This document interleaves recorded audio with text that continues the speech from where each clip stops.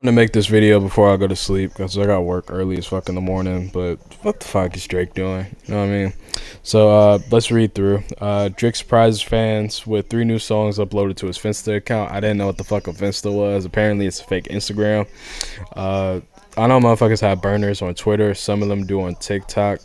We'll get to that point. We'll get to that point. Trust me. But let's read the article. I'm gonna read very slow because I'm slow.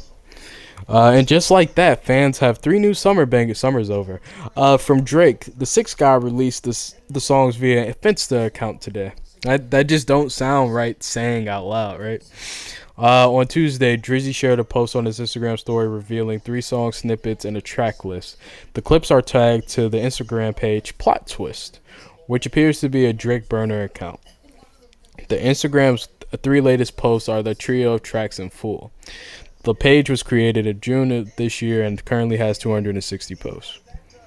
Additionally, on the page, the link in the bio leads to a website, 100gigs.org. The site has the note 100 gigs for your head top and features the 3 songs along with 100 gigabytes of unreleased content and behind the scenes material. I also don't think that's good. We're going to go back to that pretty soon as well.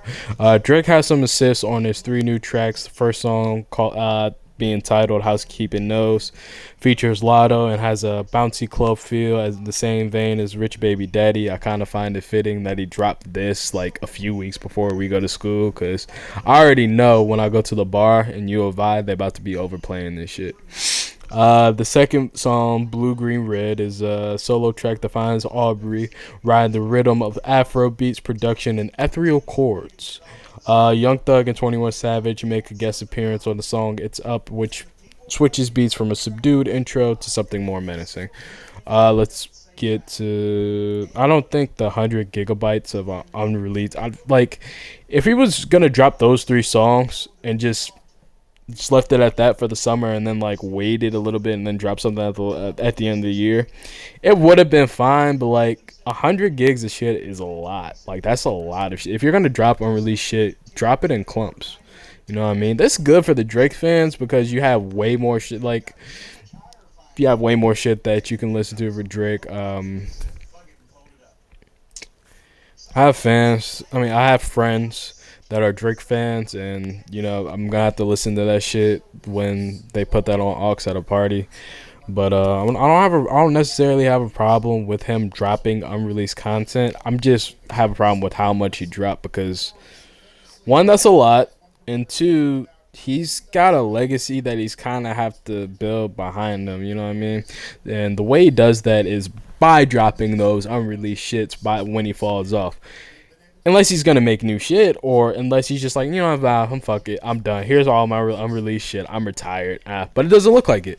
So I don't know why he did that, to be honest. And then the point that I really wanted to fucking talk about, like, I don't really give a fuck. Like, if he drops 100 gig, I don't really give a fuck. The point that I wanted to make was, I don't want to sound like that dude. I don't want to sound like an incel. I don't want to sound like that guy. But do you know a nigga with the fake Instagram account? I don't. Does that?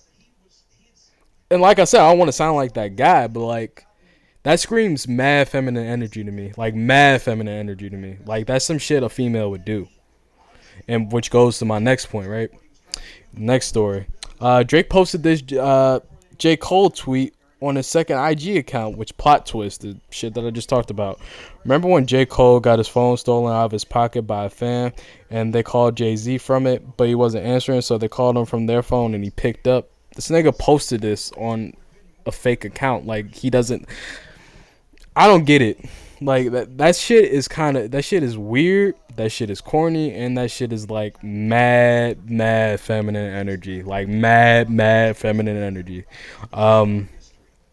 Especially as a grown ass man like this, go like pushing 40 or is 40. You know what I mean? If you have a problem with somebody, if I have a problem with somebody, I don't like going to social media just in general. I think social media is fucking toxic if you're trying to deal with a beef with somebody. I think it's better just to do a one-on-one conversation. If y'all got a motherfucking problem, then scrap and then fucking get over with. But 9 times out of 10, and don't even have to resort to that. If y'all talk this shit out, some of it might be a misunderstanding. Like, I don't get that. Why can't he do that? Why is he setting subliminal shots on a fake Instagram? That's some female shit.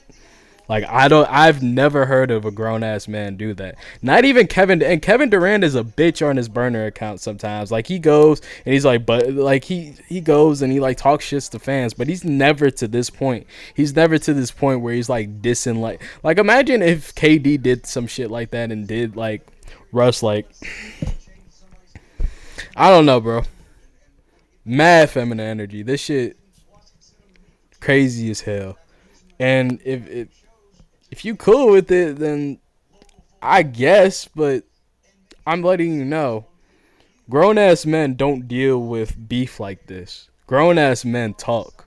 Grown ass men don't go to social media and like spread hints. Grown ass men are like, hey, we got a motherfucking problem. You know what I mean? Like, this is some high school shit. Like, what the fuck is he doing? So, yeah, I wanted to talk about that shit.